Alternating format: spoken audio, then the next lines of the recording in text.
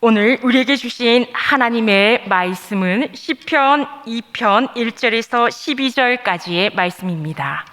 어찌하여 이방 나라들이 분노하며 민족들이 헛된 일을 꾸미는가? 세상의 문왕들이 나서며 반역을 서로 행하여 여호와와 기름을 받은 자를 대적하며 우리가 그들의 맨 것을 끊고 그의 결박을 벗어버리자 하는도다.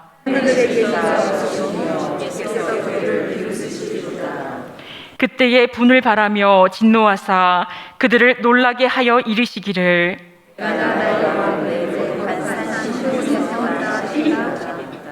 내가 여호와의 명령을 전하노라. 여호와께서 내게 이르시되 너는 내 아들이라. 오늘 내가 너를 낳았도다.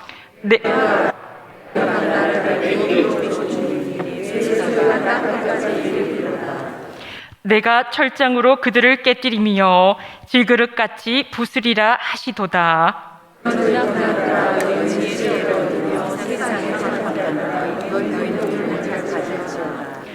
여호와를 경외함으로 섬기고 떨며 즐거워할지어다.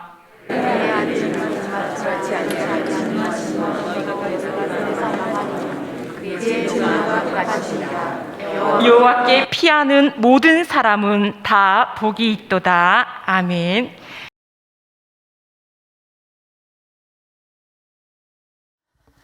오늘은 시편 2편 강해로 나는 세상에 어떤 말을 들려주는가 라는 제목으로 말씀을 전하도록 하겠습니다. 이 시편 2편은 이 격정에 찬 질문으로 먼저 이 말문을 열면서 시작합니다. 그동안 열방들은 예루살렘 왕에게 복종하였지만 이제 새로운 왕이 등극하는 그러한 배경 가운데서 이 여러 속국의 왕들이 반역을 도모하고 있습니다. 이러한 것에 대해서 이 세상 나라들과 백성이 하나님과 그분이 세우신 왕을 대적해 반역을 꾸미고 있음을, 그 모습을 먼저 기록하면서 시편이 시작되고 있습니다. 우리 1절 말씀을 보면은 수사 의문문으로 시작합니다. 어찌하여 분노하느냐, 어찌하여 꾸미느냐라고 질문합니다. 이 어찌하여라는 이 표현을 통해서 이들의 어리석음과 무모함을 강조하고 있습니다. 이 열방의 행동에 대해서 어이없음을 나타내고 있습니다. 그들의 행동이 어떠했기에 그러할까요? 아마도 그들은 이 절대자인 척 하면서 말하고 행동했던 것 같습니다. 이 이방 나라들과 민족들이 이 내용 없고 가치 없는 것들을 퍼뜨리면서 소동을 일으키려고 하고 있습니다. 그들은 하나님의 백성에 대해서 늘 분노하고 있습니다. 그리고 적대적으로 나옵니다. 끊임없이 음모를 꾸미고 있습니다. 어떻게 하면 이들을 괴롭혀서 두렵게 할까? 어떻게 하면 이들을 바보같이 만들 수 있을까? 어떻게 하면 이들의 생명을 빼앗을 수 있을까? 그런 생각들로 가득 차 있는 사람들이었습니다. 자, 그런데 하나님은 말씀하십니다. 그들이 경영하는 것이 허사라고 하십니다. 이 모든 음모가 헛된 일이라고 말씀하십니다. 그들이 생각하고 계획하는 것이 아무리 많을지라도 이것은 이루어지지 않는다는 것입니다.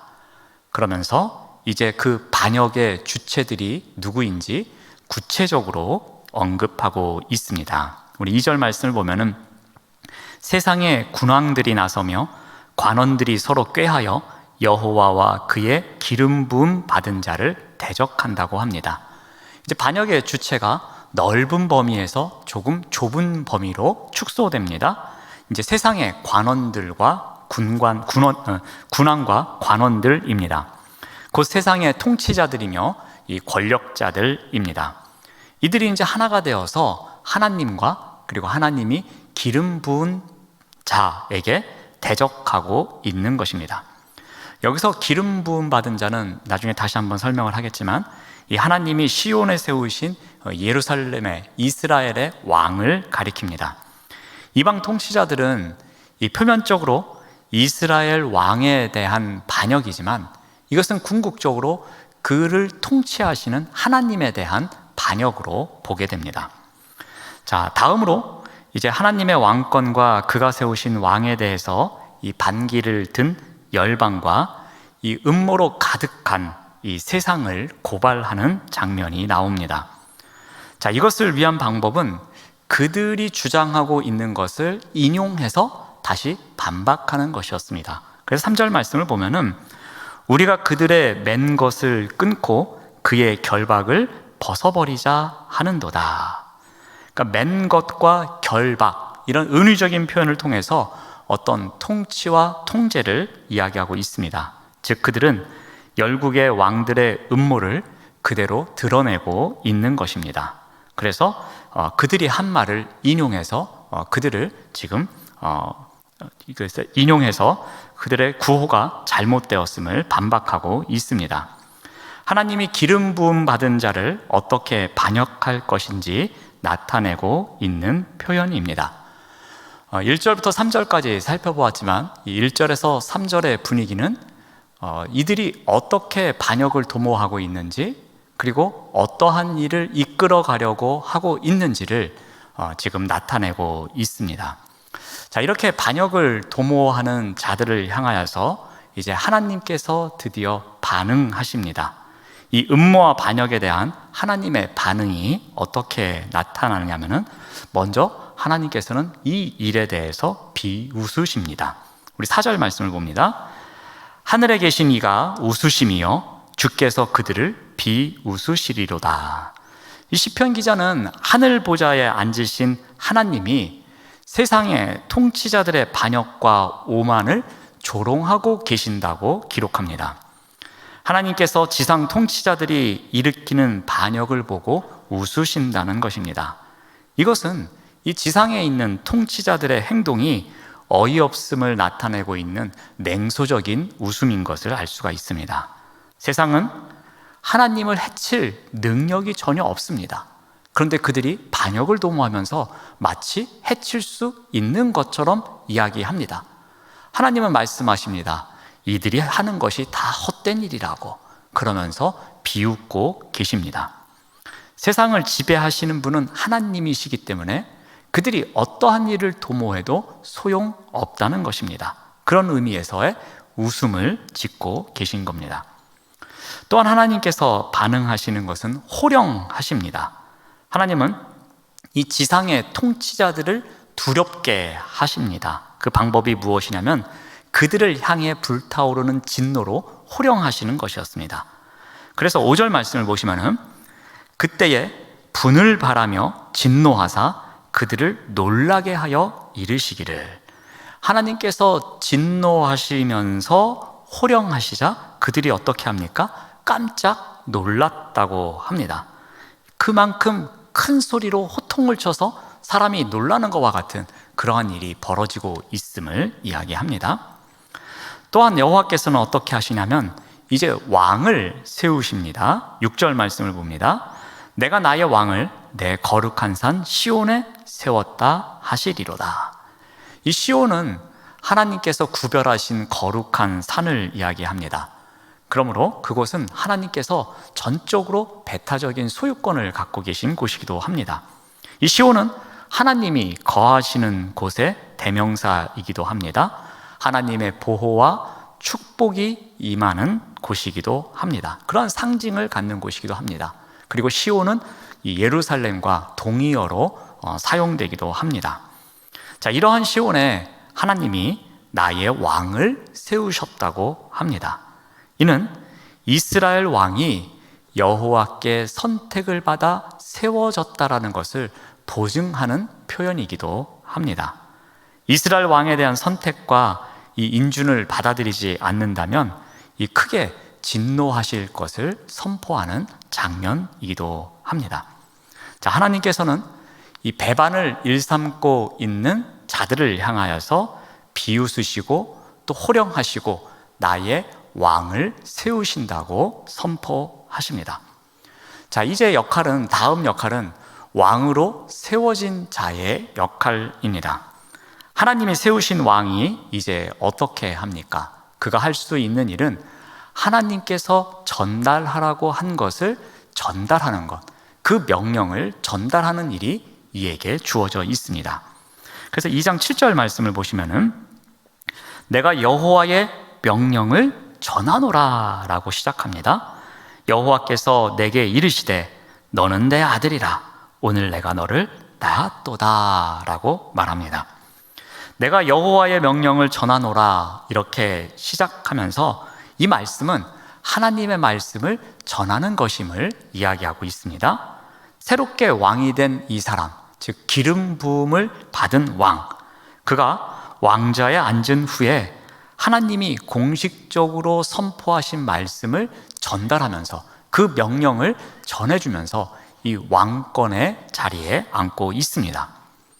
여기서 명령으로 번역된 단어가 좀 독특한 단어입니다. 이 단어는 애굽의 궁정 예식에서 사용되었던 이 왕위를 인정해주는 인증서 역할을 하는 것입니다. 그러니까 이 사람이 왕이다 라고 인증하기 위한 서류, 그것이 여기서 말하는 이 명령이라는 단어입니다.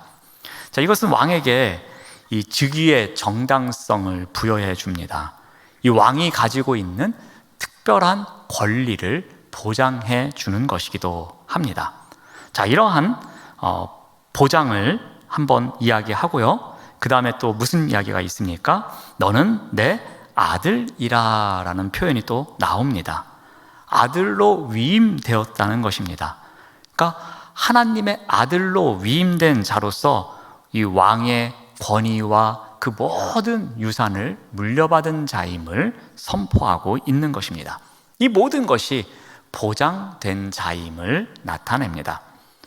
자, 이것은 이 왕이 얼마나 합법적으로 왕이 되었는지, 그리고 얼마나 정당한 왕인지를 나타내고 있는 표현입니다. 왕이 하나님의 아들됨을 선포함으로 말미암아서 이스라엘에서 되고 있습니다. 마치 예언자적 선포처럼 새로운 존재로 태어남을 선포하고 있는 것입니다. 하나님의 아들로 선포됨으로써 이제 왕의 직분을 감당하게 되었음을 이야기합니다. 이 하나님의 아들로서 세움을 받은 이 왕은 이 하나님과 특별한 관계 속에서 이 하나님을 대신하여 이 자신의 나라와 백성을 통치하게 되는 것입니다. 자, 그런데 여기에 나오는 이 하나님의 아들 또는 너는 내 아들이라는 표현, 이 표현은 과연 누구를 가리키는 것인가입니다. 표면적으로 이 구약에서 이야기하는 것은 다윗의 왕권과 그 왕권을 잇는 후손들을 말합니다. 그러니까 다윗 가문의 그 영원한 왕권에 대한 약속이 다시 한번 천명된 것을 우리가 알 수 있습니다. 자, 하나님은 하나님의 아들로서 이 왕이 된 자에게 두 가지 약속의 말씀을 주십니다. 그 첫 번째 약속의 말씀이 무엇이냐면 바로 이 통치권입니다. 그러니까 왕이 되었으니까 그 왕에게 주어지는 통치권이 있어야 되지 않겠습니까? 2장 8절 말씀을 봅니다. 내게 구하라. 내가 이방 나라를 내 유업으로 주리니 내 소유가 땅 끝까지 이르리로다. 이 왕에게 주어진 통치권은 그 나라만이 아닌 이방에 있는 땅 끝까지, 그곳까지의 통치권도 주어진 것입니다. 이 시온의 세움을 입은 이스라엘 왕이 마치 전 세계의 통치권을 갖고 있는 자처럼 그려지고 있습니다. 자, 또 시온에서 왕이 된 자에게 또 하나의 약속의 말씀을 주시는데 이것은 또 절대 권력을 주십니다. 9절 말씀을 봅니다. 내가 철장은 쇠 지팡이라고 생각하시면 됩니다. 그들을 깨뜨리며 질그릇같이 부수리라 하시도다. 이 하나님이 세우신 왕은 열방을 향하여 마치 무엇을 갖고 있다고 합니까? 쇠 지팡이를 갖고 있는 존재라고 합니다. 그리고 상대방은 질그릇입니다. 그러니 이 쇠 지팡이로 질그릇을 부술 수 있는 정도이니 얼마나 강한 힘과 권세를 갖는다는 이야기겠습니까? 이것은 바로 이 절대 권력을 상징하는 것입니다. 그러니까 쇠 지팡이와 이 질그릇을 대비시킴으로써 이 쇠 지팡이를 갖는 왕의 이 권력이 얼마나 절대적인지를 나타내고 있는 것입니다. 곧 다윗의 혈통인 그들의 후손인 이 왕들이 강력한 통치권을 갖고 절대적인 권력을 갖고 있음을 나타내는 것입니다. 이 권력은 어떤 오만한 나라들, 반역을 도모하는 나라들을 향하여서 갖고 있는 힘이기도 합니다. 그리고 이 권력은 하나님의 권세에 기초한 권력이기도 합니다. 자, 세상의 왕들과 세상의 권력가들이 반역을 도모했습니다. 그런데 그 반역에 대해서 하나님께서 말씀하셨습니다. 그리고 하나님께서는 왕을 세우셨습니다. 그 왕에게 주어진 권한이 있었습니다. 자, 이제 왕은 그 사람들에게 경고를 합니다. 시온, 즉 이 예루살렘의 왕이 된 자가 세상의 왕들과 이 권력자들을 향하여서 경고하는 내용이 나옵니다. 그 내용이 이제 마지막 단락에 나오는데요, 한 3가지 정도로 나옵니다. 먼저는 너희들이 무엇을 배워야 하는지를 권면하고 있습니다. 10절 말씀을 봅니다. 그런즉 군왕들아, 너희는 지혜를 얻으며 세상의 재판관들아, 너희는 교훈을 받을지어다 라고 합니다. 그러니까 지혜를 얻으라고 합니다. 또 교훈을 받으라고 합니다. 즉 세상을 살아가는 이치, 그것보다 더 중요한 통찰력을 너희가 얻었으면 좋겠다. 그리고 어떤 잘못을 수정할 수 있는 그러한 지혜도, 그러한 교훈도 너희들이 알았으면 좋겠다고 이야기를 합니다. 또 2번째로 권면하는 것은 어떻게 하나님을 경외해야 하는지도 또 가르쳐 줍니다. 11절 말씀을 봅니다. 여호와를 경외함으로 섬기고 떨며 즐거워할지어다 라고 합니다. 여호와를 경외하는 것은 시편이나 잠언 같은 이 성문서에서 가장 중요한 이 모든 지식과 지혜의 근본이었습니다. 그러니까 여호와를 경외하는 것이 시작이요 마지막이고 모든 학문의 근본이요 지식과 지혜의 처음이자 마지막이기도 했습니다. 그러므로 이 여호와를 경외하는 것이 중요함을 강조합니다. 그런데 그 다음 나오는 표현이 조금 이해하기가 쉽지 않습니다. 이 떨며 즐거워하라고 합니다. 이 상대방을 두려워하는데 즐거워하라는 말입니다. 이게 과연 쉬울까 생각을 해봅니다. 아마도 이런 것 같습니다. 우리가 이 하나님에 대해서 바로 알아가기 시작하면 우리에게도 두려운 마음이 생깁니다. 이분이 얼마나 위대한 분이시며 또 우리는 그분 앞에서는 정말 먼지만도 못한 존재임을 우리가 알아가기 시작합니다. 온 우주를 창조하신 이 하나님을 알아가는 가운데 그분의 무한한 능력을 우리가 알아가면 알아갈수록 우리는 벌레만도 못한 존재임을 깨닫게 됩니다. 이러한 깨달음이 우리에게는 이 두려움으로 다가올 때가 있습니다. 그래서 그분 앞에서는 떠는 겁니다. 두려움을 갖는 것입니다. 그런데 그러한 마음이 있으면서 동시에 어떠한 마음이 드는가 하면은 나를 알고 계신다라는 거죠. 그 위대하신 분이 나를 사랑하신다는 것입니다. 그리고 그 놀라운 분이 나의 기도를 들으시는 분이라는 겁니다. 하나님은 내 일거수일투족을 다 아시는 분이고 나의 마음도 꿰뚫어 보시는 분이시고 내가 마음속으로 지은 죄까지도 다 아시는 분인데 그렇게 생각하면 무섭고 두렵고 떨리는 분이지만 그럼에도 불구하고 용서와 사랑으로 감싸주시는 분이라는 생각을 하면 또 즐겁다는 것입니다. 바로 이와 같은 것입니다. 그 하나님을 경외하는데 떨림이 있지만, 그래서 두려움이 있지만 그럼에도 불구하고 그 하나님은 또 다른 면이 있으신 분을 알기에 그분을 즐거워할 수 있다는 것, 이러한 마음으로 경외하는 것을 이야기합니다. 아무튼 하나님을 경외하라고 권면하고 있습니다. 자, 3번째는 복종하면서 복을 누리라고 합니다. 복종해서 복을 누리는 것을 권면하고 있습니다. 우리 12절 말씀을 봅니다. 그의 아들에게 입맞추라. 그렇지 아니하면 진노하심으로 너희가 길에서 망하리니 그의 진노가 급하심이라. 여호와께 피하는 모든 사람은 다 복이 있도다라고 합니다. 그의 아들에게 입맞추라고 합니다. 입맞춘다는 것은 전적인 겸손을 의미합니다. 복종을 나타내는 표현입니다. 그런데 그 뒤에 나오는 표현이 매우 엄중한 경고입니다. 내가 겸손하게 그에게 복종하지 아니하면 그의 진노하심으로 너희가 길에서 멸망한다고 경고하고 있습니다.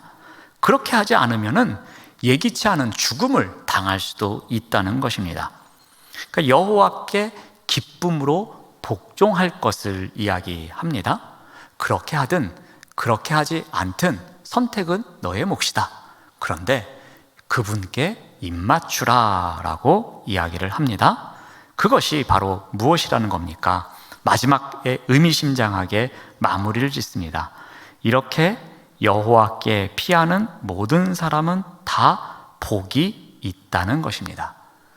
그러니까 오만한 자가, 그리고 반역을 도모하는 자가 이 아들, 그의 아들에게 입맞추는 것, 복종하는 것 쉽겠습니까? 그렇지 않을 것입니다. 하지만 마음을 고쳐먹고 그에게 입을 맞춘다면 여호와께서 준비하신 복을 누릴 수 있을 것임을 권면하고 있는 것입니다. 시온에 세우신 하나님의 아들인 이 왕의 통치를 받아들이도록 경고하고 있는 것입니다. 그래서 이 언약의 하나님이신 여호와께 복종하면서 복을 누리며 살아갈 수 있음을 권면하고 있습니다. 자, 이게 이제 오늘 시편 2편에 나오는 내용입니다. 많이 좀 딱딱한 부분이고 제가 가능하면 다른 것을 섞지 않고 성경적인 내용만 좀 해석을 하면서 같이 의미를 살펴보았습니다. 그럼 잠깐 정리를 해보고 오늘 이 말씀을 통해서 우리가 적용해야 될 부분을 한번 살펴보고자 합니다. 이 시편 2편에서 다루고 있는 중심 주제가 있습니다. 그것을 한 문장으로 정리를 하면 이 세상의 통치자는 누구인가? 라는 질문입니다. 과연 이 본문 말씀을 통해서 알려주는 것은 그렇다면 이 세상의 통치자가 과연 누구일까? 라는 질문을 우리에게 던지게 합니다. 이 물음에 대해서 이제 답변을 하는 것입니다. 하늘에 좌정하신 그 하나님께서 세상의 궁극적인 통치자라는 것입니다. 그 당신이 시온에 세우신 아들을 통해서 세상을 통치하신다는 겁니다. 그 시대에 그 시온, 즉 예루살렘에 왕을 세우셨고 그 왕을 통해서 통치하시는 분, 그 하나님이 궁극적으로는 이 세상을 통치하는 통치자이시다. 이것을 나타내고 있습니다. 그리고 이 아들을 통한 그 통치를 인정하는 것, 그리고 하나님의 기름 부음 받은 자를 떨림으로 섬기는 자, 그러한 자가 무엇을 누릴 수 있다고 했습니까? 복을 누릴 수 있다고 한 것입니다. 그러니까 하나님의 통치를 받아들이는 자, 그 자가 복을 누릴 수 있음을 이 시편을 통해서 알려주고 있는 것입니다. 이러한 중심 주제를 이해할 때에 우리가 한 가지 생각해야 할 것이 있습니다. 바로 이 하나님의 아들에 대한 입장입니다.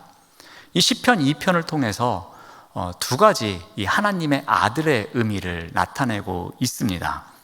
이 하나님의 아들의 첫 번째 면모는 이 이스라엘의 왕입니다. 조금 전에도 말씀드렸듯이 다윗 왕과 그 이후에 왕좌를 잇는 그 후손들을 의미합니다. 그래서 이 시편을 이야기할 때 왕위 즉위식 시편이라고 이야기를 합니다. 그러니까 왕좌를 잇는 그런 즉위식에서 낭독되는 시편이다, 이렇게도 이야기를 합니다.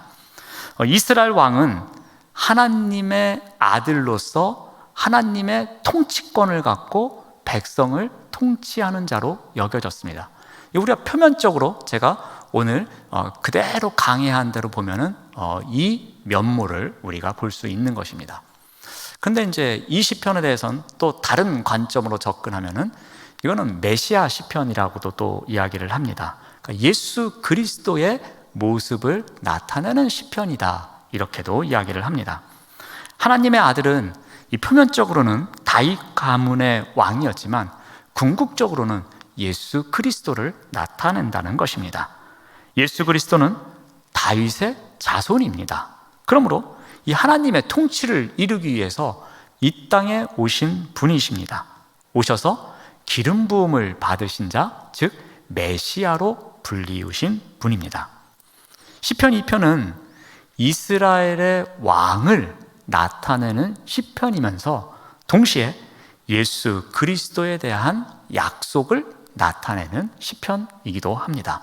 그래서 이 두 가지 의미가 다 담겨져 있다고 보시면 될 것 같습니다. 자, 이게 이제 정리해드리는 내용입니다. 그렇다면 우리가 이 시편을 통해서 무엇을 우리의 삶에 적용할 수 있을까라는 이제 질문에 대한 답변입니다. 이 시편을 통해서 우리의 삶은 어떠해야 할까를 한번 생각해 봅니다. 그러면서 먼저 우리의 정체성을 한번 돌아봅니다. 우리의 정체성을 나타내는 표현도 여러 가지 있습니다. 그 중에 하나가 그리스도인, 또 그리스도를 영접한 자, 또는 하나님의 백성, 그리고 하나님의 자녀, 이런 다양한 표현을 통해서 우리의 정체성을 나타냅니다.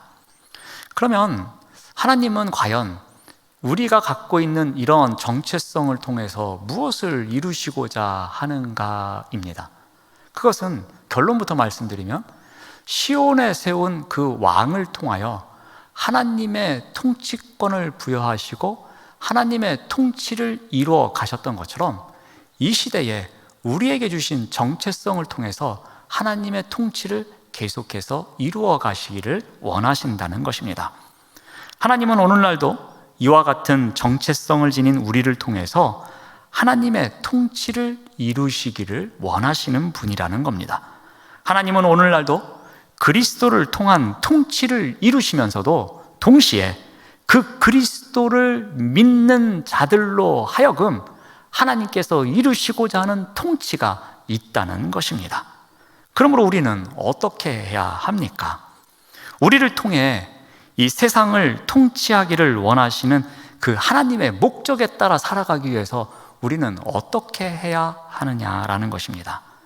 세상을 향해서 하나님을 대적하는 어리석음을 버릴 수 있도록, 그래서 하나님께로 나아와 복을 받을 수 있도록 외치는 일, 그 책임이 우리에게 있다는 것입니다. 우리를 통해서 하나님의 통치를 이루어 가시는데 그 목적이 이루어지기 위해서는 우리를 통한 외침이 있어야 한다는 것입니다.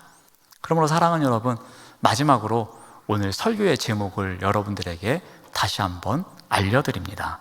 나는 세상에 어떤 말을 들려주면서 살아가고 있는가라는 것입니다. 오늘 설교의 제목이 마지막에 드리는 의문문입니다. 과연 나는 이 하나님의 통치의 도구로 쓰임받기 위해서 나는 이 세상을 향해서 어떤 말을 들려주며 살아가고 있는가입니다. 이러한 질문을 통해서 이 시대에서 나라는, 그래서 그리스도인이라는 정체성을 갖고 있는 이 나 한 사람을 통해서 이 하나님의 통치를 이루기 위해서 과연 나는 세상을 향하여 어떤 말을 하면서 살아가야 할까? 그 부분에 대해서 우리가 오늘 생각해 보셨으면 좋겠습니다. 오늘 말씀을 통해서 그 시대의 왕을 통해서 하나님의 통치권을 이루셨듯이 이 시대에 우리를 통해서 무엇인가를 이루시는 그 하나님을, 그 하나님의 도구가 되기 위해서 우리는 세상을 향하여 어떤 말을 하며 살아가야 하는지를 우리가 돌아보는 이 밤이 되었으면 좋겠습니다. 기도하겠습니다. 하나님 감사합니다. 나는 세상에 어떤 말을 들려주는가? 이 질문을 통해 이 시대에 우리를 부르신 소명의 자리에서 하나님의 통치의 통로로 온전히 쓰임받도록 인도하여 주시옵소서. 예수님의 이름으로 기도드립니다. 아멘.